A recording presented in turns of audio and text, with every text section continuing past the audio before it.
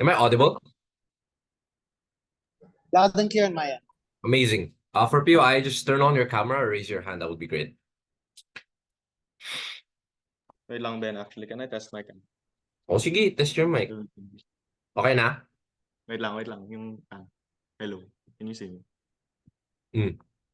Sige. Okay, boss. Thank you, boss. Okay, good.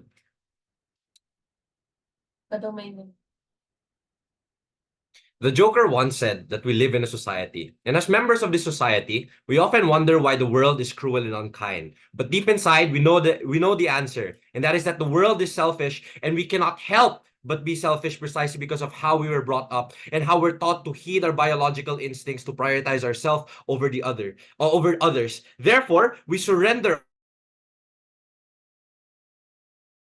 ourselves to the other until there's nothing left. In framing, I want to then come straight and to talk about what changes in our world, because this is a reimagination of society. That means since time immemorial, people are taught that unselfing is the main human mission that exists in the first place. What does that mean? Even if opposition is going to talk about how there's a biological predisposition for you to be selfish because of how you're brought up as humans, we think that the meaningful difference in our world is that that predisposition is never developed, precisely because you are taught at a very early age that it is not important for you to prioritize yourself because the society is more important and the society is more likely to look out for you anyway. So you might still have ego, but the difference is it is not taught, it is not reinforced, it is not developed, and therefore you will naturally prioritize other things. You will naturally prioritize your peers, your society, your countrymen, etc. But more importantly is that this is likely to be reinforced by society, peers, institutions, and of course the self as well. So there is a self-enforcement mechanism here, but at the same time it is also enforced by your friends through advice, your family, by how they raise you, by school, by society, by work, and I think those social forces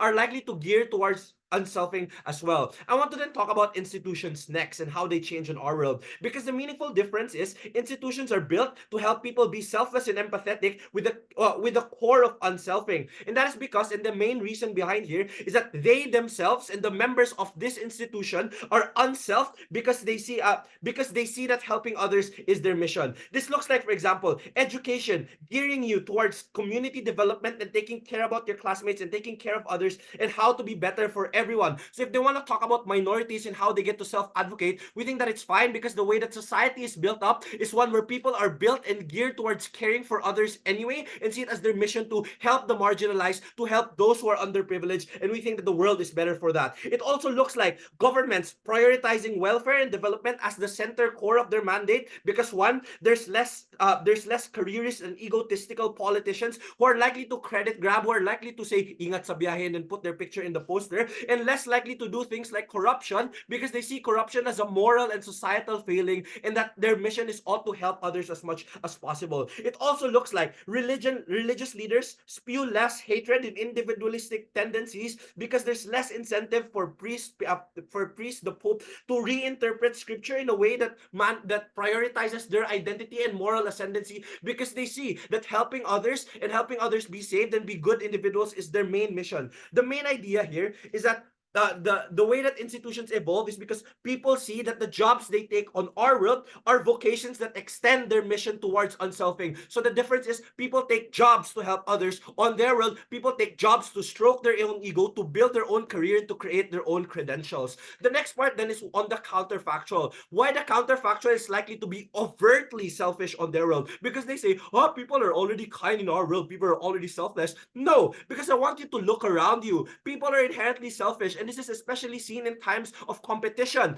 We are taught to heed our biological calls to be selfish, that it's okay to not listen to your friend because you have to prioritize your self-care first, you have to prioritize your mental health because we reinforce our biological bias. It is the world in which tribalism and racism are probably taken center stage because we are taught that the ego of us and the ego of the people similar to us are what's more important than that everyone else is dehumanized. But further, it is because society teaches meritocracy meritocracy and the fruits of your labor for three ways. And this is how it manifests. The first is on their world. Education is geared towards putting a leg up and putting you ahead of the curve instead of trying to help others. This is where you see even schools like UP are trying to stat pad every single of their students and not give the mission to care about society and to care about the country. It is where religion teaches you prosperity gospel, in that if you're poor, you're likely to deserve it, and that work calls for you to compete, where even debate competitions, for example, call for you to hate your friends, to hate your peers, and to hate the community. You are taught that society will not care for you, therefore you have to care for yourselves. So even if they might have selfless people, the difference is it is difficult for that selflessness to manifest because they still have to go against the very selfish system that is built against them already. But even if there are kind and selfless individuals, we think that the kind of kindness that they manifest is egotistical. So that is, they want to be seen as kind because being kind is seen as good, and that it is also a manifestation of the guilt of their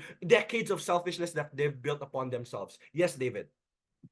So unselfing is not necessarily you being selfless. There are multiple different characterizations that can manifest in terms of unselfishness. What does it look Yeah. like in your world? You can't just assert one type of characterization. So again, what this is about, right, is about the death of the ego, the death of the self, and therefore the death of selfishness. That means that on our world, people are likely to be selfless because you will now care upon the others, but they also see it as your mission, and the greater beyond yourself thing is about caring about other individuals. Argument then on why ego and self is the root of all suffering. And there are four premises here, like Buddha's Four Noble Truths. The first is that the way that the world is built is such that not everyone gets what they want, right? Because for three reasons. The first is that because the resources of the world are inherently finite, right? So because of that, you see a collective action problem and the tragedy of the commons, where people take everything from themselves because they want to secure their own security before carrying other individuals. But second is the inherent premium placed on competition. So for example, when you apply for work, you feel as if you have to trample on other applicants in order for you to get the job. In debate competitions, where you have to assassinate the character of other individuals in the competition so that you get the championship, because there can only be one champion, where it also looks like self-serving mechanisms of others. So because people are not willing to let up and care for each other, you're likely to be compelled to be selfish as well. The second premise of this argument is that you see success of the others as an injustice to you, because you see yourself as the main character of this world, that you are the anchor being, and it's okay for you to move to the other universe because that's the universe where your dreams are fulfilled. They won versus you, and that's how you perceive competition, and therefore feel as if there are people who are villains in your own story, and therefore you're likely to constantly compare yourself towards others who are better than you, and we think that that is the thief of joy. But third is that the hunger of ego knows no bounds. You can be a PIDC finalist, but you benchmark yourself to be the world champion, and then beyond that, HWS round robin or what have you. So because it is endless, there's no satisfaction, and you're likely to be more and more selfish down the line. What's the solvency? One, you rebuild society to put less of a premium on competition and greed. Second, you don't benchmark yourself versus others, but also societal thinking and caring for others is value, which leads to greater individual satisfaction in our world. That is why you have to propose. We thank a speaker for a fine speech. Calling on the next speaker, clear opposition given. Hindi ako mag-Iron Man.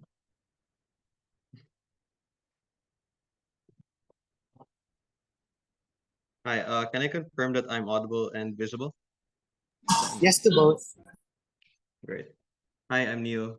Device through voice, please. I'll be answering 1, 6.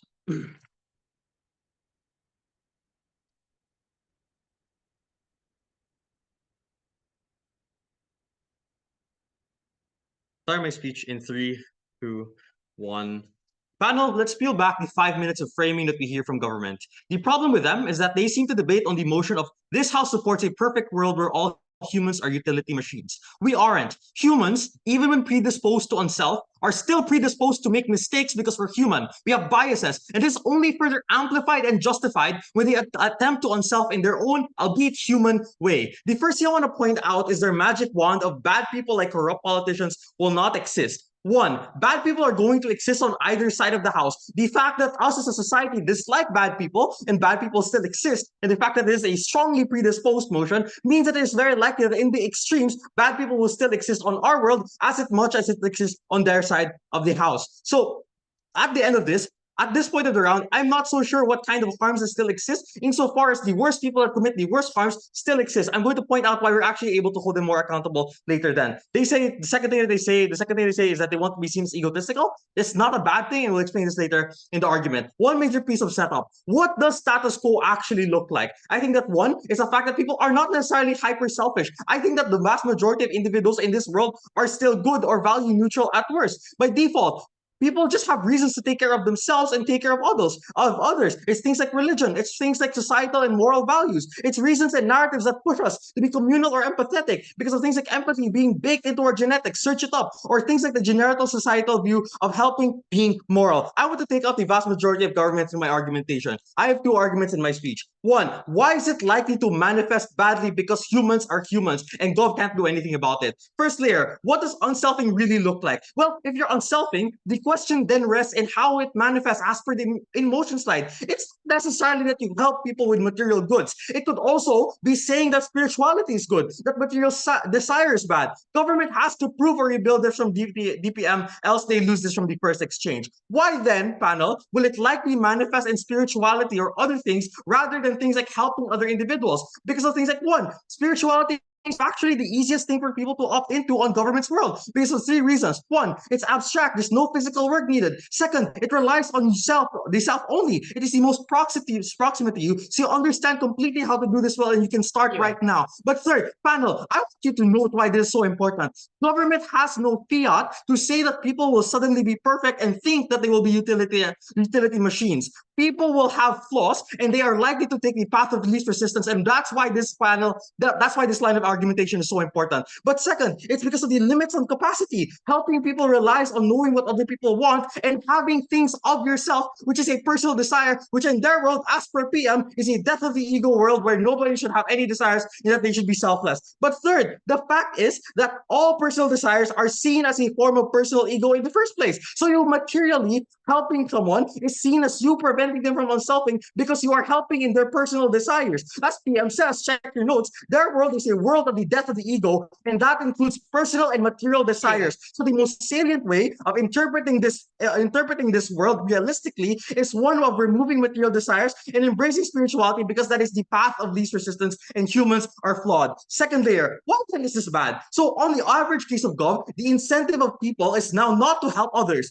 but just to do things that aren't material. And DPM has to respond to this. It's generally praising a God, generally appreciating nature and art. It's like those people who go to church every Sunday and end up not helping anyone anyway because they themselves are being spiritual. The margin is then people who would have wanted to help others on op now see unselfing as a way to escape human desires in entirety. But the second layer is that people need an ego and desires to know what they need. That's why our brains give us egos. It becomes hard if they also don't know what they want because they have no ego. So having an ego and thinking deeply about your wants is prior to getting any help because otherwise you don't know what you want. So in a world where people are strongly predisposed against this, it means that they've spent less time trying to fully understand what they actually need the most. But the third reason, and this really kills government, is that it amplifies the effect of harm. Biases will still exist. You help only those who are familiar to you, not because they're bad, but because they're the ones who are most proximate and familiar to you. The fact is that you just double down on the fact that humans are just more empathetic to those in their proximity. So it's easier to justify not helping everyone on Gov when you have an even higher feeling of empathy towards these individuals within your proximity because the fact that humans are imperfect. What is the comparative in this debate? Why is having an ego good when it comes to helping people? Importantly, it's wanting to be perceived well. I.e., if people are able to criticize you and tell you that what you're doing is wrong and bad, it's on up where you feel urgency because you don't want your ego to be damaged. You don't want to end up like Mr. Beast right now. Versus on Gov, you don't care about your own ego and you're therefore unlikely to care about how your person is perceived. You just think that, hey, I'm helping people. I don't care that people are criticizing me. I don't have an ego anyway. I want to point out the comparative is that we lead to the most biggest forms of helping. You're more likely to do bigger gestures because not only do you want to be perceived as good, you want to do things that make you perceived as better. Why then is status quo the best form of helping? One, you have the knowledge of how to help people, but second, there are personal incentives that want to help people insofar as being kind is seen as morally good. Gov can't just say that doesn't exist when factually it exists. The impacts of vision one, the forms of kindness developed on op are far more utile and helpful to their community. They're able to give specific help that communities need. And doing good is only important insofar as it positively affects your community. It's only on op where we ensure that this good aligns with the needs and the wants of the community. Two pieces of ways. playing. One, on scale, on net, we're able to help more people because people are egotistical and have stuff and material desires and want to give that material to other people. But second, it's on utility. Even on those best case where they help people, it's only an opportunity to help people in these specific ways that they need. Second Mandatory argument, POI. how then are the yeah, sure, go. So the apotheosis of spirituality is often to extend that spirituality into practice, like helping others. Why would people in the comparative just settle to praying to God? Okay, you don't explain how you get to that. People are lazy and you don't change that on your side of the house. They will end up being spiritual and they will end up going to mass and end up not giving money to the guy who's begging for money. Second argument, how then do the most vulnerable people left subservient? One, why do dominant people control this narrative? One, it's because they have the most power, money, capital, influence. It's inevitable that hierarchies will eventually start to exist in human society. You will appoint people of your own race, your own class, even without racism or discrimination, because you're simply more familiar with them. And it's things like the means, even on the gov's best case where people are predisposed to help other people, the way that power people perceive helping people is unique and it's bound to their own capacities. What does it look like? On gov, you still entrench power dynamics insofar as it's still a feedback loop where people appoint like people to important posts. Why is this bad? One, I think the people who are subservient are less able to advocate for themselves because one, unselfing intersects with other narratives that push certain minorities into subservience. But two, people don't know how to advocate for themselves because, as PM says, this is a world where the death of the ego exists. They feel internal guilt or shame. The comparative is one where they're marginally more willing to advocate for themselves in the first place, when they express that they're suffering, that they feel like they ought to have more in life. The impacts of this are that one, those with power are still unlikely to help on gov. Second, people who are subservient are more likely to fight for their rights on our side. We think those are the most vulnerable people. And just because you are unself don't mean you help the most vulnerable. For all those reasons and more, I'm incredibly proud to oppose. Thanks. Thank you for that speech. Calling on that next speaker, EPM, please. Hello. Give me a second.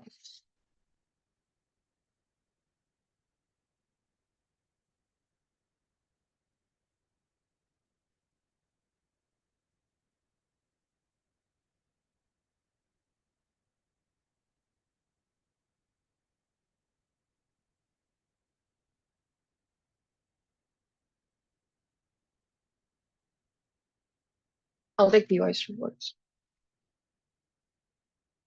I'll start in 3, 2, 1, go. At the top of my speech, I want to engage with the reframe that comes from leader of opposition.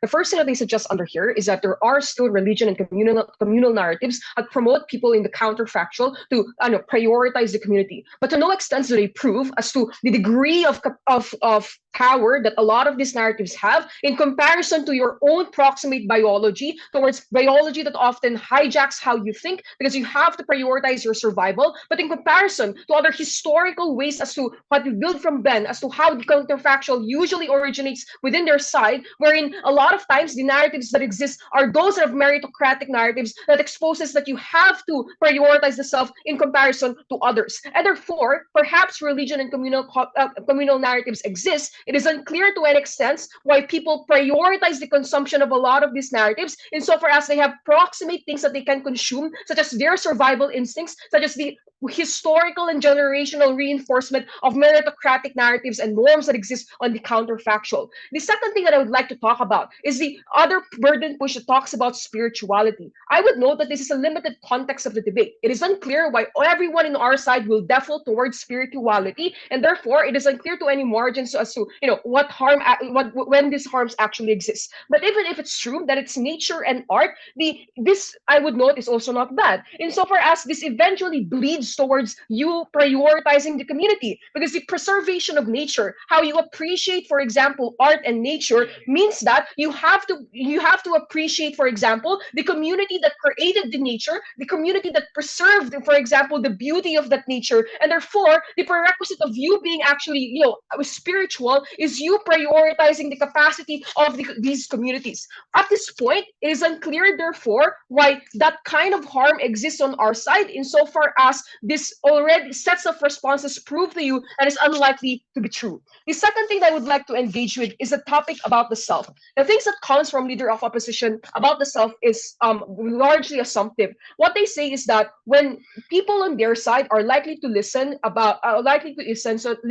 because they don't want their ego to be attacked. I want you guys to really listen to this. If someone attacks your ego, it is unclear why you would listen to them. It is likely that the reaction that you have is something of anger, that you do not listen at all towards support mechanisms that says that you are becoming too selfish, that you are becoming too excessive. Insofar as your ego, like we said, is the most proximate thing that you have towards yourself, it is unclear, therefore, why you give towards individuals, insofar as your materialistic wealth is also seen as an extension of yourself in the counterfactual. And a lot of these harms are things that we already say from Ben. For example, we suggest that the self, like we said, are the root of evil precisely because of the multitude of comparisons that you have. And I would know that this is likely to be true because when you see because the question that you have to ask yourself is, how do you actually see your self ego to be important? How do you determine self worth? You only determine your self worth in the counterfactual because you benchmark the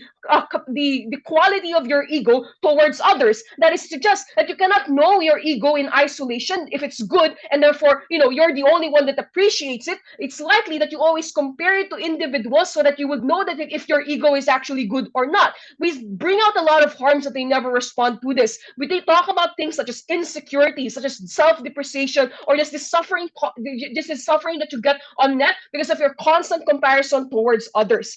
Therefore, right, the comparative that exists on our side is likely to be much better insofar as the self is no longer prioritized. A lot of the harms that they talk about oh, you lose your material wealth, etc., is good precisely because what we say is that a lot of this material wealth and you hoarding them in the counterfactual leads towards more societal ills and societal evils. What that suggests even is that a lot of the harms that they come from that LO posits is actually really, really good benefits precisely because you not hoarding, you distributing your wealth is in fact good. Sure. So you claim that people will not aim to be selfish on your side. Does that mean that people don't try to accumulate wealth or try to make businesses or stuff like that?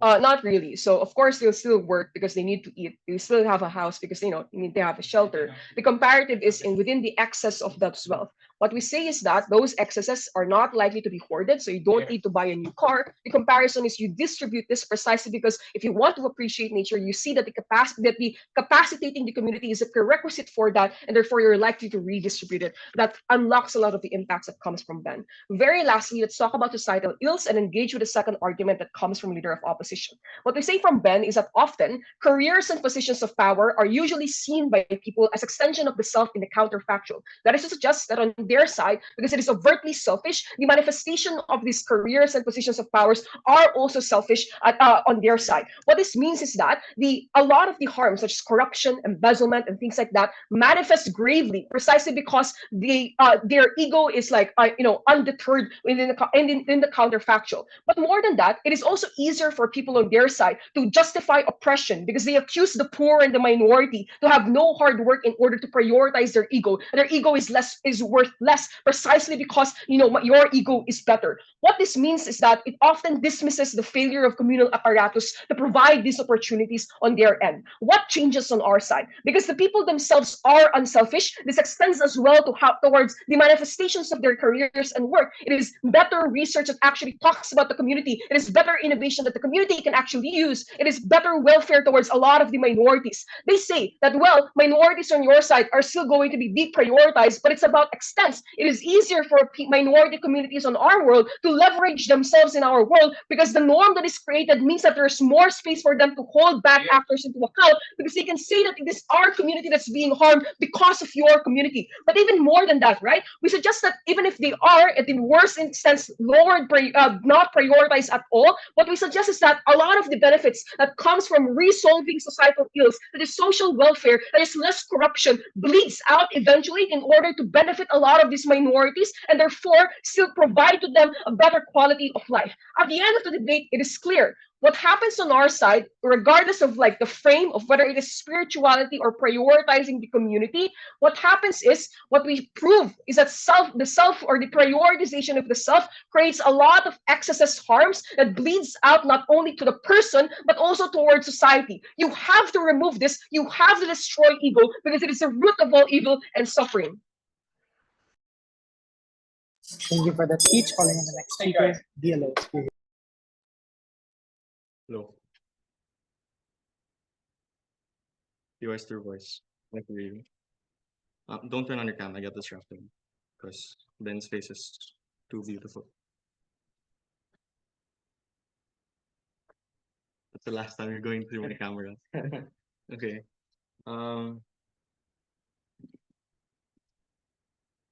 I should. Starting in 3, 2, and 1. Ego is important because it is your last defense to everything that government says, that you have to sacrifice yourself to society, that you have to sacrifice yourself to a god. What means, therefore, is they cannot say that you hold people accountable, that you suddenly advocate for yourself, that you care about the suffering and you want to action on that suffering and complain. Because if the death of the ego exists on their side, there is nothing for you to base that on. Compare this to the LeBron James of logical leaps we hear coming from government, where the only analysis we hear is, well, people just suddenly care about other people, never resolving the characterization battle we give coming from LO. But even if you believe their characterization, never do they explain why it reaches the sufficient amount of impact that they care about in this debate, that suddenly poor people will stop being poor, that suddenly disadvantaged people will stop being disadvantaged. And insofar as, if you look at your notes, guys, nothing they say links to what they are trying to impact. Therefore, GovWhip has too much work to do. You cannot save this. The first thing I'll talk about is the characterization. The only pushback we get coming from the DPM is to say, well, it's unclear why everyone will opt into the characterization we explained come from LO. What did we say? We said there are multiple possible ways to unself, and therefore it was the burden of this government team to explain why it would manifest in actually doing things that are material rather than doing things that are spiritual. We gave a couple of things here. I'll breeze through them because they only respond to one of them. One, we said it's the ease of access and the proximity, given that it's sometimes logistically difficult to do things like materially donate. Two, it's the scale of the narrative. No matter how much you want to help people, the fact that you saying that your whole life purpose is dedicated to a god, for example, the sheer scale of meaning and spirituality supersedes it. But thirdly, and here's the thing that they respond to, they say that spirituality manifests materially. Note, that is untrue, and you cannot say that as an assertion, because there are religions that either reject the self like Buddhism or accept the self like Taoism. So you cannot just say that just because you are religious, this manifests in you actually helping people. What did we say? And this breaks the deadlock, because material and personal desires are seen as taboo, and you trying to go for your own personal desires is seen as bad. So if you're trying to help other people materially, what that looks like is you are contributing to their selfishness.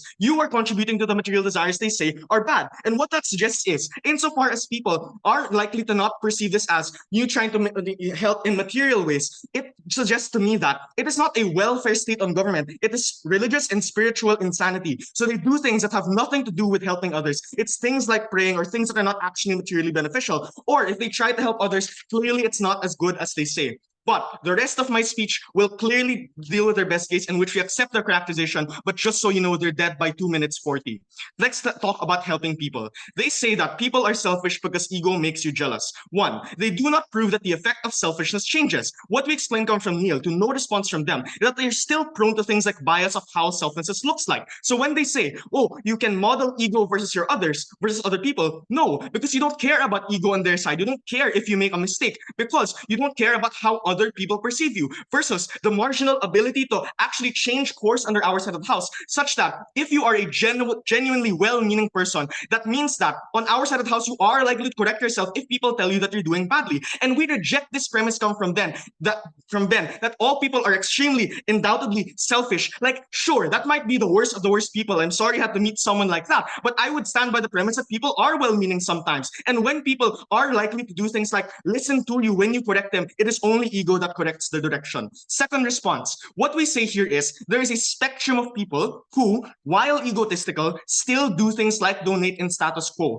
And the reason why they do this, even if we accept their characterization of billionaires and rich people being bad, is that there's still a social competition between billionaires. That's why we say, for example, that Bill Gates is probably a much better person compared to someone like Elon Musk, because he donates so much more than him. This is status quo up defense status quo. So things like the Gates Foundation, philanthropic bodies, and this is the status quo that billions of dollars are donated under our side of the house. The reason why this is important is because selfishness and the accumulation of wealth even if we bite this context, it's the precursor to actually helping people. It's the precursor to actually getting people have a job. It's the precursor to helping people in giving things like donations. Versus on government, if nobody desires to accumulate, sure, they might get a job. But if no one desires to do things like accumulation of wealth, no one is able to be helped on their side because no one is actually able to facilitate this. What is the weighing of this specific response? One, the guarantee of benefit. Note, Love does not link why selflessness actually manifests in the way that they do, versus analyzing status quo, where there are concrete instances of why this donation happens and why billions of people are uplifted out of poverty. But secondly, it's the scale of help. I hate corporations, I'm sure you do too, but clearly if government is not able to explain why the scale of help is much better, clearly they have to lose. The reason why this is important is because, and why it's better on our side, is that ego is necessary to have quality help. Why? Because selfishness sometimes is necessary to make sure that you have the resources itself to make sure that after that, you are corrected and making sure that you can donate. But secondly, ego is affirmed and hurt by outside perception, which means that unselfing on their side does not mean being benevolent. And there's a very big chance that these people actually do something wrong. It's on their side of the house where they don't correct it at all. They are already dead by, again, 523. Last then, on the disadvantaged people.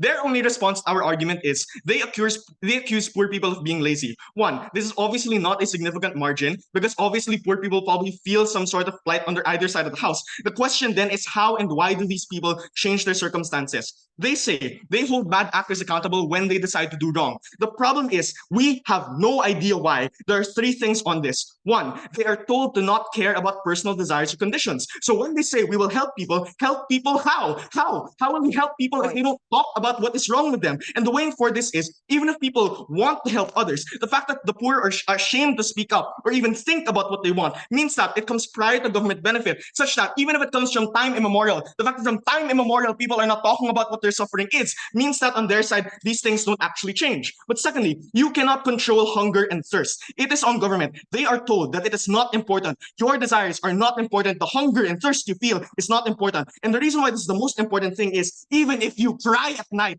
these people will tell you that your suffering does not matter. That is so much more alienating than any material condition. Thirdly, you alienate people. Why? And this is the note. This is the most charitable I can be to God. Because if the basis of your own self-worth is what government says, i.e. contributing to others, what that means is, if Gov says that being selfless is perceived as more important than material good, the people who can contribute less to society are seen as far more inferior in society. That's where people feel far more internal guilt. That's where people feel far, more alienated on either side of the house. Why is this then better? One, literally selfishness is precursor to anything that is valuable in our society. If you cared about the suffragettes, if you cared about things like Stonewall, it is only things that happened under our side of the house when you corrected when things went wrong. But if nothing changes, at least we make people feel some solace. On their side, they massively alienate themselves. They have no mechanism, they have no impact. You cannot buy the bluster. Oppose. Thank you for that speech. Calling on the next speaker, go for it.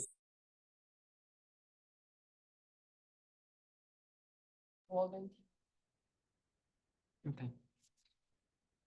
Just arranging my notes.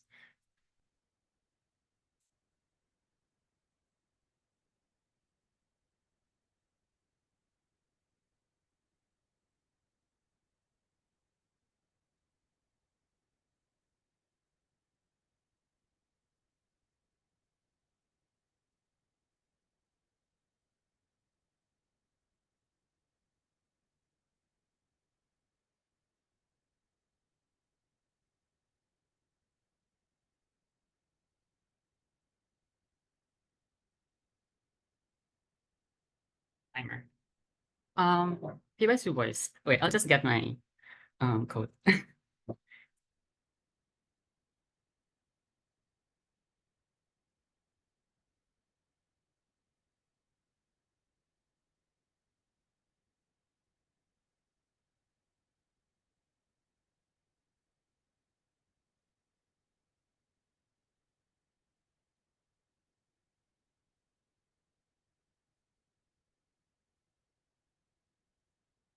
Starting my speech in 3, 2, 1, go.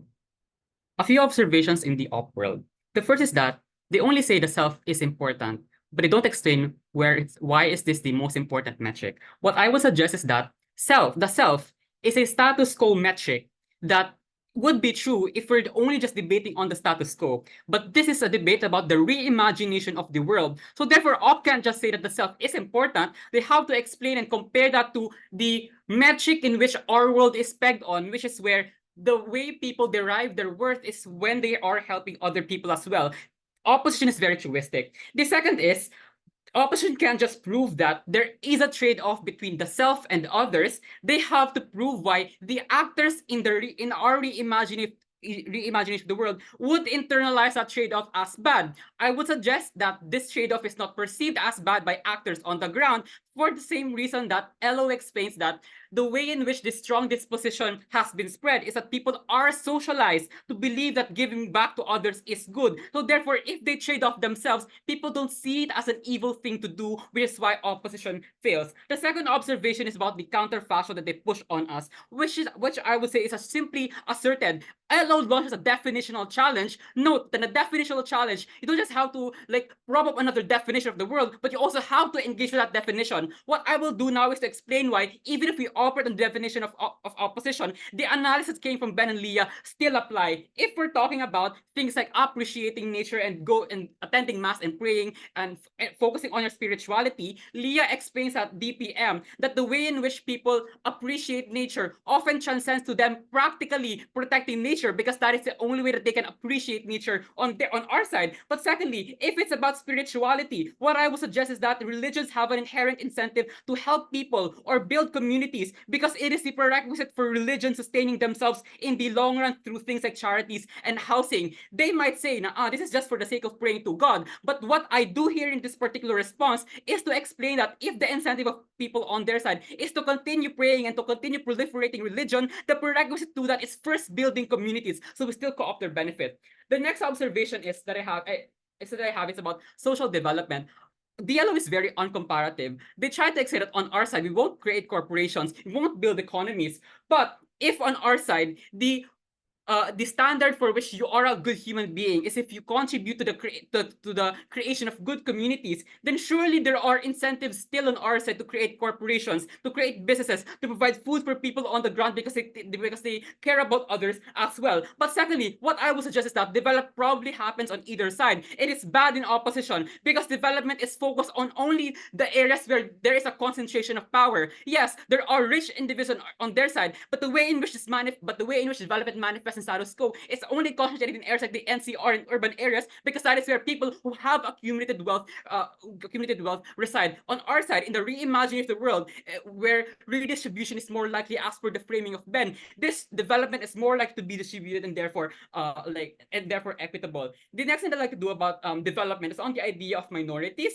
The opposition does not prove any path to solvency. They say now you will only help others that are familiar to you. Why is that bad? At least we have some degree of help. But even on their side, if you are within a familiar community, they don't explain why you still have an incentive to help them.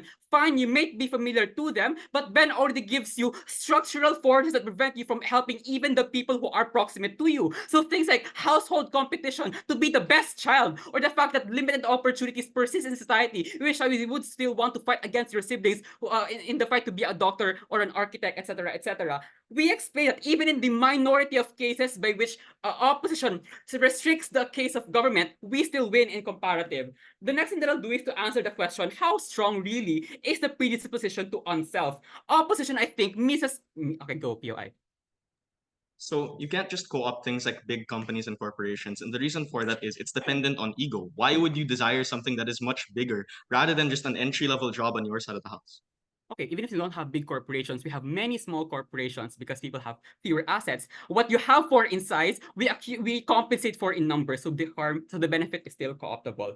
Okay, I think on the issue of how strong is the predisposition to unself, opposition largely misses on extents. They say humans are prone to error, but Leah already explains beautifully, in which even if people do make mistakes on our side, people are more willing to accept their mistakes, as opposed to opposition where they devolve to their ego and try to double down that they are right because they care about themselves alone. DLO says that, well, you don't care how people perceive you, so therefore you don't want to cross-reference. Yes, you might not care how people perceive you because you don't have the self-interest, but you do have the competing interest to care about how society develops, which is still an incentive for you to cross-reference. Secondly, they say people still still have biases they still have biases because there are, for example, a gene for selfishness in individuals. The only response that I have here is that genetics are reinforced by their environment. So on our side, even if you have the gene to be selfish, that gene doesn't manifest to the fullest extent insofar as the environment that you live in does not cultivate selfishness to begin with. What is the way here? Firstly, we are more certain in terms of the extent of how we help other people. The comparative on their side is that even if people want to help, they have to go against strong social structures that prioritize the self and careerist interests, like things like education systems prioritizing careerist motives, or things like meritocracy prioritizing only corporations, and careerist goes to things like advertising and the media.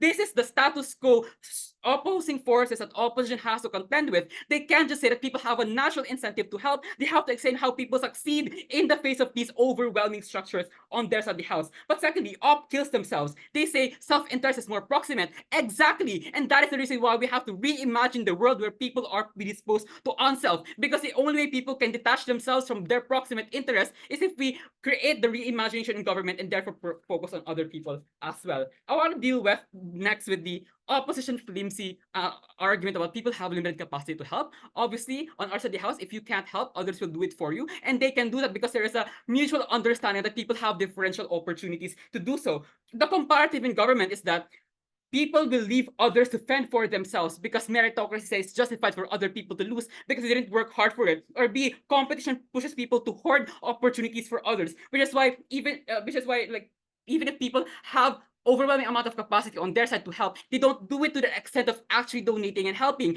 because they internalize that I deserve this. People didn't work hard from it. Why should I share it with other people as well? At the end of the speech, I really think it should be clear that government wins because we expect that on extent we have more people helping as opposed to their side where they simply rely on mitigation mechanisms but not take down the fullest extent of the benefit of government.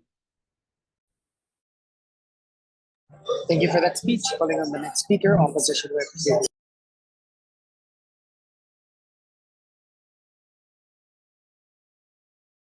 Hello. Oh, hello. I'll take PYs through chat.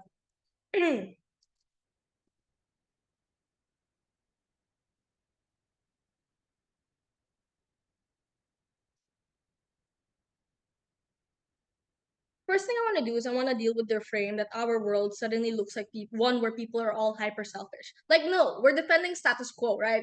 And I think in status quo, it's fair to say that people aren't all super selfish. Like, even the examples you give, like debate and society, I can want to win while still caring about the success of other people and celebrating other people, right? I think that's why a large majority of people stay to watch different outrounds, right? But secondly, other reasons for you to care about your community. And this is where we respond to the idea that no, meritocracy is the root of all evil. I don't think that's quite true because I think that they're still related to ideas of the self. In order for you to be able to preserve yourself, you have to exist in the context of a larger society because that is where survival is the most ensured. But thirdly, even if to an extent some people are a little bit more selfish, saying that people are selfish is not enough proof to meet their burden of proof to push that everyone is going to be hyper selfish. Why is this important to clarify, right? Because the only fiat they have is to say that people or unselfishness will exist, but they still need to prove why their manifestation is the most likely manifestation. This is an important thing for me to clarify because a large portion of their material relies on the specific context that people on our world are uniquely, inherently, extremely selfish, and people in their world are uniquely or inherently very like selfless and whatever, right?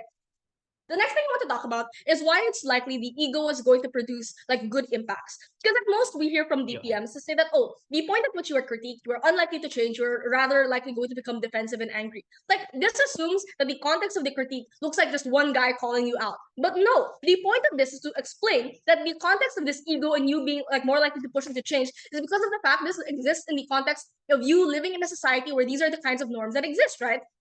And this is where we respond to the idea that the ego means you don't care about how other people think. We think the opposite is true. Your ego is reliant on the ways in which other people in your community perceive you. Because you want to be perceived as good, you will look towards your community, see what the community values as good, and try to do things that are or contribute to that idea of good. But additionally, we would push that you wanting to be seen as good is more important than the inherent good that you're likely going to get on government. And the reason why this is true is because being good is only beneficial insofar as it results in positive outcomes that help your community. The importance of having an ego means that you want to be seen as someone who is good. This is what leads to the greatest forms or the greatest extents of you actually benefiting to your community. Because you want to be seen as good, you're going to do things that actually directly help them, versus on government, you are likely to be more content with just being internally good and only minimally helping your community. Before I move on, let's take the POI. So even if you bite your characterization that on our side people just pray and be spiritual, then that defeats your own active harms of racism and discrimination because they would be busy, staying in their churches. Okay, so I'm gonna respond to that through my first issue, where I just shortly talk about spirituality. So this is something that we only really hear through these POIs. So the first POI that was raised earlier, and this also like works in context with this POI, is the question that, oh, even if people are only spiritual, the spirituality pushes them to do good, or at the very least stops them from doing harm. Few responses. The first response to this is that's quite true. Like it's very often that people are going to be miseducated in how the spirituality manifests in actually good things, right? But secondly, you focusing on others doesn't directly mean you having good impacts on others. Their logic is the same reasoning that like ancient Spain used to support things like colonialism, because they told themselves, oh, Christianity is good, we'll go into this community and introduce Christianity through any means, and therefore that is a form of good. The problem is, even if people on government try to help people, you're still likely to result in additionally hurting people. The most thing we hear from Francis is say that, oh, religions build communities, therefore that is good. But this is bad, right? Because the ways in which the process in which they push these communities to do what they define as good is still things that like directly harm these communities. The thing I want to note for this is just the definition of good is still likely to be self-determined by these individual spiritual communities, right? Because of the fact or because of the limits of capacity that we explained coming to you from Neo. This means even if they say people try to do good, they can't fiat that the good that people try to do is something that's actually beneficial to these communities. Because if this is something that actually positively helps them, or is something that these communities need, then I think we can probably live without this version of good. The last thing I want to discuss then is that on helping and whether you actually help people. The framework here coming from Ben is to assert that this is going to manifest specifically as helping people. I don't think they needed to defend why this is the most likely manifestation. The first response I have to this is just to explain that their world is still likely to be subject to other biases. We tell you this is true because people being predisposed to being unselfish doesn't preclude the fact that other biases and narratives still exist. I don't think it's fair for them to try to fiat all evil out of this debate. I think there's quite a lot of work for them to be able to do this, right? What does this mean? It means that a lot of the harms that they try to push on our side are largely symmetric. But additionally, and this is where I highlight the argument that they didn't quite respond to, which is the idea on subservience, right? How people who are in vulnerable positions are significantly worse off for two reasons. The first reason is because from their side, they are not likely to speak up about their conditions. The point at which they're being treated badly, or they don't have material wealth, or they don't have just the material means to survive, they feel a lot of guilt and shame for wanting to prioritize themselves. But secondly, even if they wanted to, they just simply don't have the capacity to speak up for themselves. In a world where people decenter themselves, they have no access to any information of what it means to actually prioritize themselves or advocate for themselves. But secondly, and this is the second thing I want to note here, on their best case, and I'm being extremely charitable, where they do get some kind of help, the quality of help you're likely going to get on their side is much, much worse. Why? Because we tell you ego is the prerequisite to have any capacity of good change. Why? Because it's only in ego where you have the necessary understanding to know what your proper needs are. It's only in ego when you have access to this, you have the ability to advocate for what you need. The only response we hear from is a preemption from Ben, where he says that this is unnecessary because society will be quite proactive in trying to help these people. The problem is society can only help you when they know you need help. The illustration is quite simple. The only reason we know that women or queer people need help is because they made significant effort to advocate for themselves. And this is also a response to the example coming from Francis about rural areas. If we don't know that they need help because they don't advocate for help, because they don't ask for help, because they feel guilt by asking for help, then these people cannot be helped. So even if people want help on their side, they don't know what their needs are and therefore aren't able to receive those needs. What is the comparative and why are we much better coming to you from opposition? Number one, incentive to help still exists, and you hear that coming from our analysis on things like ego and your ability to do good. But secondly, and we'll be incredibly charitable, significantly few people help on opposition. The help you get on opposition is far more valuable because it's likely to be material, which we think is the most necessary thing and the most immediate and urgent thing that most people need. But two, it's likely to be targeted because you know the specific people who need help and you know the specific help they need. But thirdly, it's likely to be a greater extent. And this is what you hear coming from the DLO when explaining the importance of accumulating wealth while you are helping people. The weighing is quite simple.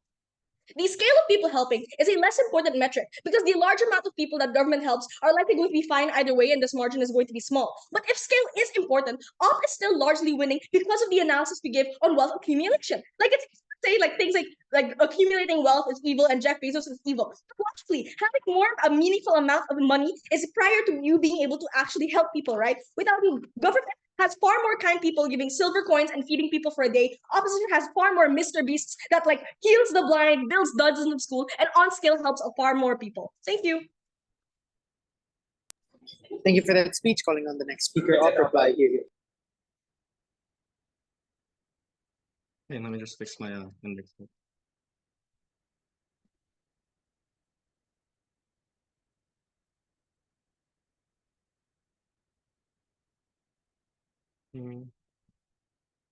Sorry, I'm losing one. Okay.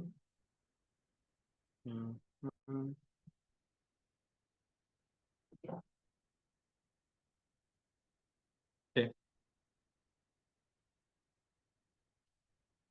Starting in 3, 2, and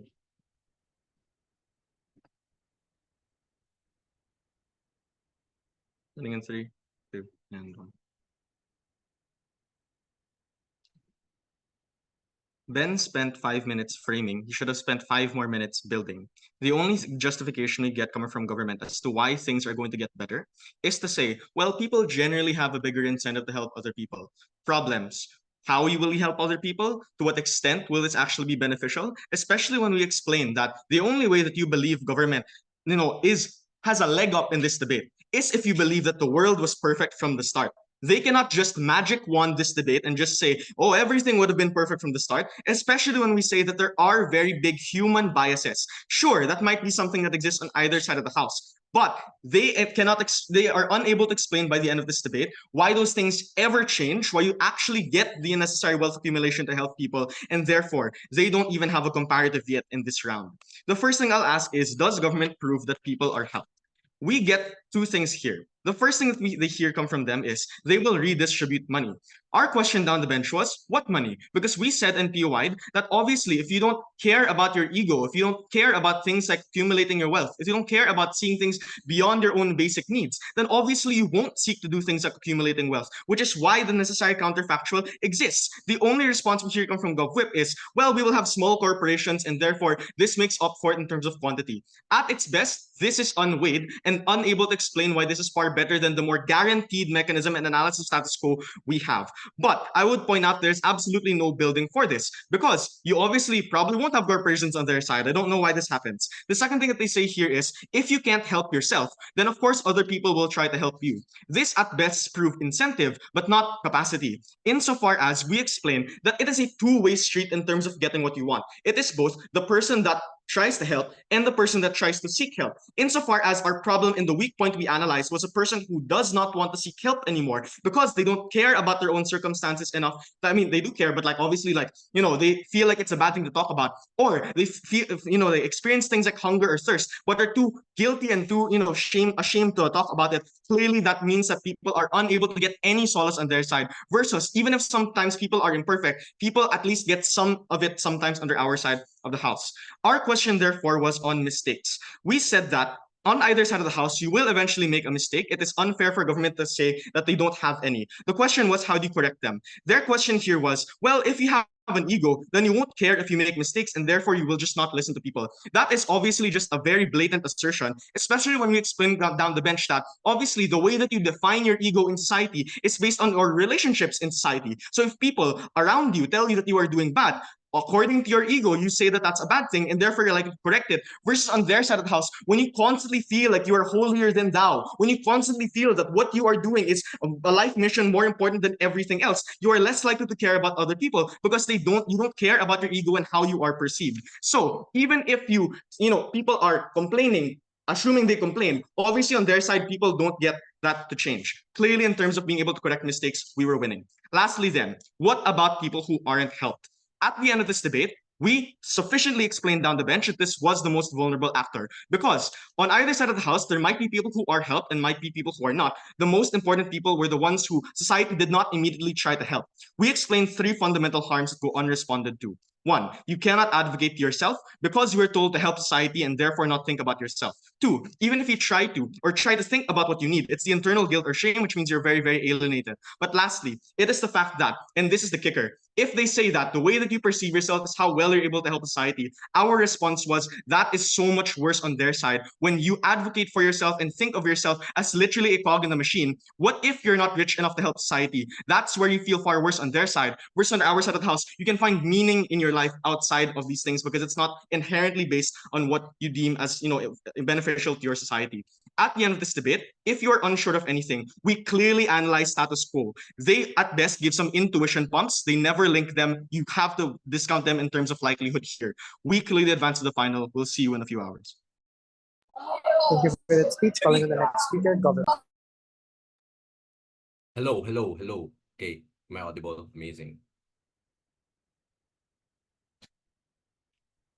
Their only attempt to respond to my framing from PM is to say that it took 5 minutes. But that 5 minutes was important because it creates a comparative world that gets to structurally prove why that world is much better than what exists in status quo. There are 4 reasons why UPLB reaches the finals in PIDC. The first is that Matcha is building at whip. So arguments about privilege, colonialism, and the misuse on the narrative of unselfing is one that is new, doesn't come from David or Neil, and therefore cannot be credited, but at the same time does not respond to the extent of analysis that we already created from Gov, such as about how the world has been built and why colonial forces and oppressive forces are less likely to exist because it is a product of ego. It is a product of selfishness. The next reason why they lose this debate is that the way they characterize how people act is unfair and inconsistent on both ends of the debate. They say they have to defend just status quo. But what we said is that status quo is overtly selfish precisely because of how institutions are built, how forces are built, and how people internally weigh things within themselves. So they cannot just say people are kind, because even in instances of people being kind, it is still rooted in selfishness, it is still rooted in perception. So at best, it's just people making pakitang tao. The next is, they say that evil people exist on both ends of the debate. But what we said is that what we prove specifically is that bad people on our world are kept in check and are in less positions of power. So it is a world in which you're less likely to be mayors, to be politicians, to be business leaders, precisely because the internal visions of these different institutions is to extend the mission of unselfing and decentering to look after the community. They don't give any meaningful solvency on how people get checked and balanced and held accountable structurally. Therefore, the up world is still marginally worse. But in the worst case, they accuse us in saying that the manifestation of unselfing is one where people pray and just do nothing at the end of the day. But I wanted to check their mechanism. The reason why this mechanistically flies on their end is because they apply the selfish standards of spirituality to say that it exists on our world. So it is on their world where people decenter and then they just, meditate and stuff, because that is what the selfish world looks for. On our world, when you're forced to decenter from the get, it is where you value the community, where you value extending that mission towards others. Therefore, it is worse. The PMEC is that people are brought up to be other-centered, and why being spiritually close compels them to spread that to others. But at worst case, right, let's say everyone just praise each other, then we actually achieve the world where people hold hands and sing kumbaya. Like, that's so good if that's our worst case. We automatically have to win this debate. But the third, right, is that they rely on mechanisms that we have already proven to be structurally and empirically failed in status quo. If they say they want to care about minorities who advocate about themselves, we said that they have to contend against other egotistical individuals who are already against them. They have to contend against meritocracy. Therefore, it's still unclear how people get to magically already advocate for themselves and better their condition. There's no meaningful servancy. Therefore, the world is still at a standstill of not creating any meaningful change.